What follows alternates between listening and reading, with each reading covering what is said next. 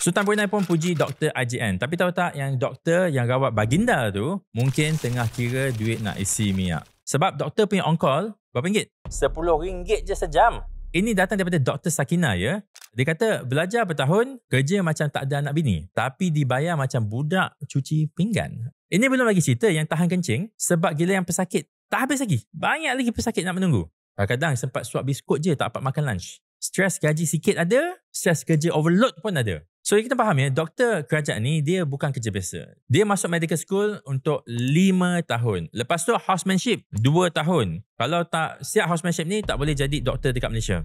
Nak jadi pakar kena tunggu 4-5 tahun lagi. Itu pun kalau you dapat peluang untuk sambung jadi pakar. Sebab ramailah yang tak nak jadi general doctor. And then lepas dah jadi pakar, kerja pun masih macam kuli. Sebab apa? Pesakit dia boleh maki dia, staff pun tak cukup, tanggungjawab dia bertingkat-tingkat. Kalau korang follow ya this article, Realiti Kerjaya Doktor dekat Sinar Harian, korang akan nampak yang dia tulis hospital penuh 8 juta pesakit setahun. 41% daripada pesakit tunggu lebih daripada 6 jam dekat tempat kecemasan tu. Tapi dekat hospital kita pula, tak cukup doktor, tak cukup jururawat, tak tambah jawatan, tak tambah budget. Lepas tu kita marah pula, kita tertanya-tanya, kenapa doktor-doktor ni design? Kenalah stay, kenalah jadi patriotik kepada negara.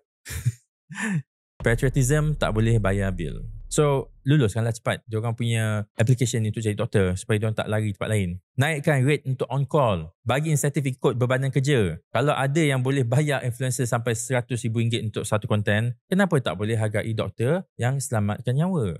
Kita bangga ya bila Sultan Brunei puji doktor kita. Tapi realitinya, ramai yang dah penat, burn out, give up, dia belah pergi negara jiran. So, I nak tanya you balik ya. Bila you sakit nanti, you nak jumpa doktor yang passionate dan betul-betul happy jalankan tugas ke? Ataupun doktor yang terpaksa kerja sebab tak ada pilihan? You nak main satu? Cuba komen sikit.